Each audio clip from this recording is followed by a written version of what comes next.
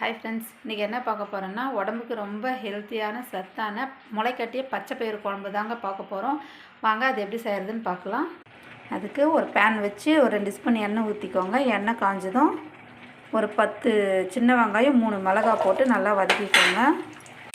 பாருங்க, லைட்டாக வதங்கி வந்ததும் ஒரு 10 பல் பூண்டு, ஒரு துண்டு இஞ்சி இதையும் போட்டு நல்லா வதக்கிக்கோங்க.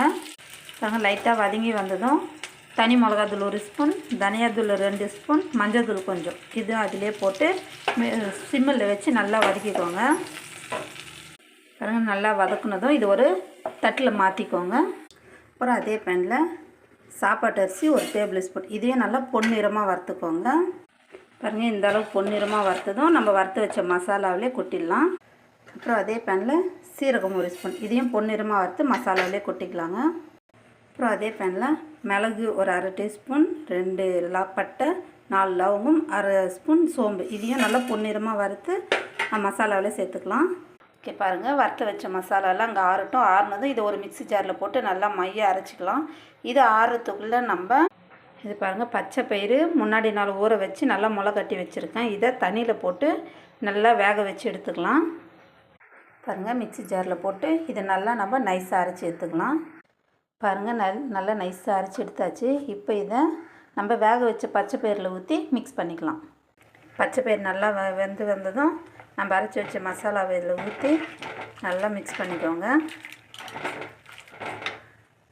பாருங்கள், நல்லா மிக்ஸ் பண்ணி விட்டதும் இந்த குழம்புக்கு தேவையான அளவு உப்பு போட்டு நல்லா கலக்கி விட்டு ஒரு 5 நிமிஷம் நல்லா கொதிக்க வரட்டுங்க. அந்த மசாலாவோட வாசனைலாம் போகிற அளவுக்கு நல்லா கொதிக்கட்டும். பாருங்கள், குழம்பு நல்லா கொதித்து வருது. இப்போ இதுக்கு ஒரு தாளிப்பு கொடுத்துடலாம். ஒரு பேனில் சூடு பண்ணி 2 ஸ்பூன் எண்ணெய் ஊற்றிருக்கேன். எண்ணெய் காஞ்சதும் காஞ்ச மிளகா 1, சின்ன வெங்காயம் ஒரு 5 போட்டு நல்லா வதக்கிக்கோங்க. பாருங்கள், வெங்காயம் ஓரளவுக்கு வதங்கணும். மீடியம் சைஸ் தக்காளி 2 இதையும் இதில் போட்டு நல்லா நல்லா மசிகிற அளவுக்கு வதக்கிக்கோங்க. பாருங்கள், இந்த அளவுக்கு நல்லா மசிஞ்சு வந்ததும் இதை எடுத்து நம்ம குழம்புல கொட்டிக்கலாம்.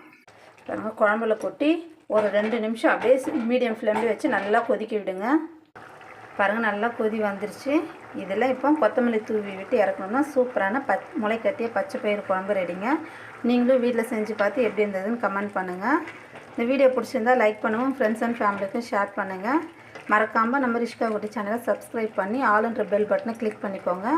அப்போ தான் நான் போடுற வீடியோ உங்களுக்கு உடனுக்குடனே நோட்டிஃபிகேஷன் வரும்.